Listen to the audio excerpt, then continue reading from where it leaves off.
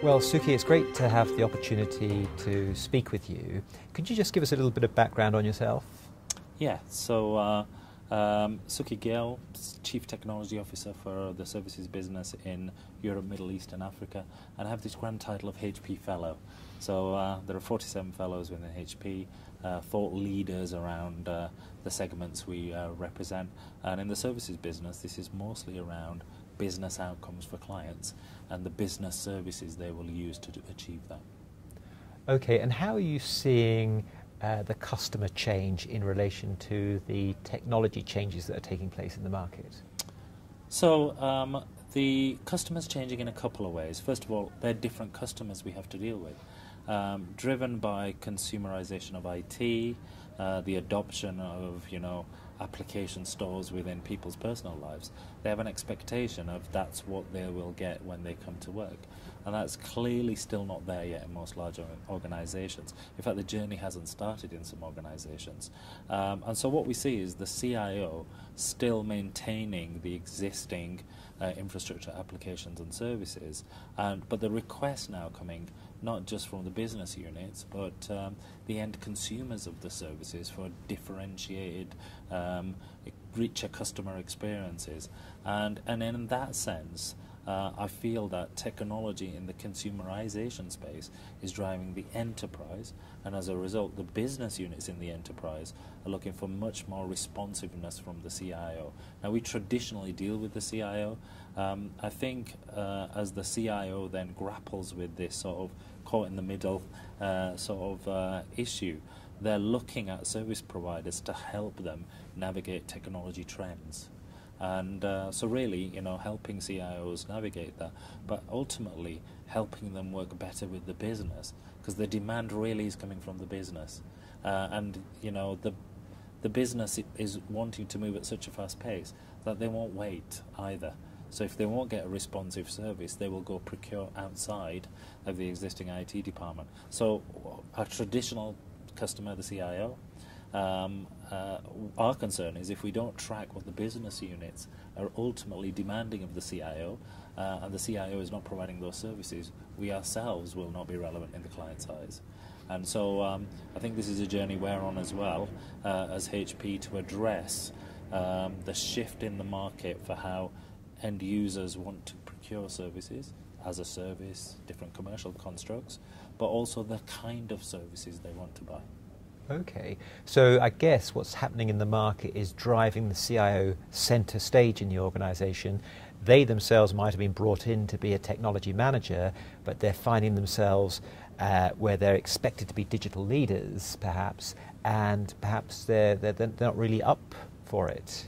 Well, I think the CIOs wear multiple hats today, of chief infrastructure, of chief intangibles, sometimes chief innovation officer, even chief digital officer in certain scenarios. But invariably, since the spend and a lot of what they have to do day to day is still keep the lights on, keep the services running, they default to mostly the chief infrastructure officer. Now, it's interestingly, you see, the CIO actually stands for Chief Information Officer, and I feel that if they really want to play the CIO, they have to move more into be the Chief Digital Officer and then drive innovations. So, my sense is, while they wear these hats, they are still stuck in a traditional world, and I think there's two speeds of IT that they need to be now worried about: maintaining their existing, continuing to get efficiency out of it, but the world is now shifted to a growth mode based on the digital industrial age, as Garner would put it, and in that age, the CIO is best placed to actually lead the organization for several reasons. First of all, they should be able to translate these technology disruptors to the business unit leaders and to the board in a way that they will understand them. So they could be the translator of the technology for business value. Now, in that translating role, the classic enterprise architecture role sort of comes into play, where you need to map business outcomes to the technology space. So I think their role of orchestrator in that enterprise of the right projects needs to play. Now, where the business units are aggressively wanting services, I think they should be reaching out to help them spend that money more constructively against an enterprise architecture or plan. But that will require a different way of working than waiting for the specification or the requirement to come through. It will require them to innovate in ways of concept development, prototyping, mocking things up, bringing in a different skill set. So I'm sensing that the world was hard already, but as the shift happens to growth, they need to reinvent themselves a little bit and actually have a part of the organisation much more focused on these innovation projects. Yes, I'm certainly seeing some CIOs consider themselves business leaders first and CIOs second, but I think the majority of CIOs tend to be the victims of the business strategy as opposed to the co-creators of the business strategy. What skills or competencies do you feel CIOs should acquire to remain strategically relevant in this new economy? Well, I mean, first of all, they really need to spend more time with the business than with the supply side of the IT. I still think, you know, and in that, and let me explain how I think they can do that. If they just had more strategic partners that are not maybe just the existing providers, but people who are more forward thinking about where the market's going as well, that would give them some capacity. And the capacity should be that they go knocking on the doors of the business unit leaders and the senior VPs to spend time with them to understand their challenges, to help them with some of the business innovation they want to drive.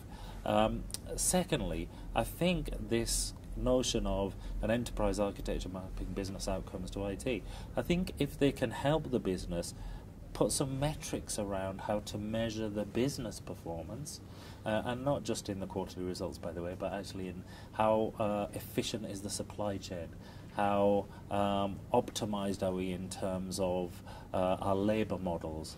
Now, these kind of things, if they were metricated, then when the business units do come up with ideas, you at least have some sort of baseline against which you can measure whether there's been an improvement in the business. Now, where it's new sources of revenue and new ways of monetizing existing services, I think they could also be more collaborative with industry. They know what technology industry can provide. They can pick and choose the right providers to bring a group of people and be open to collaborating with a group of suppliers on a particular solution.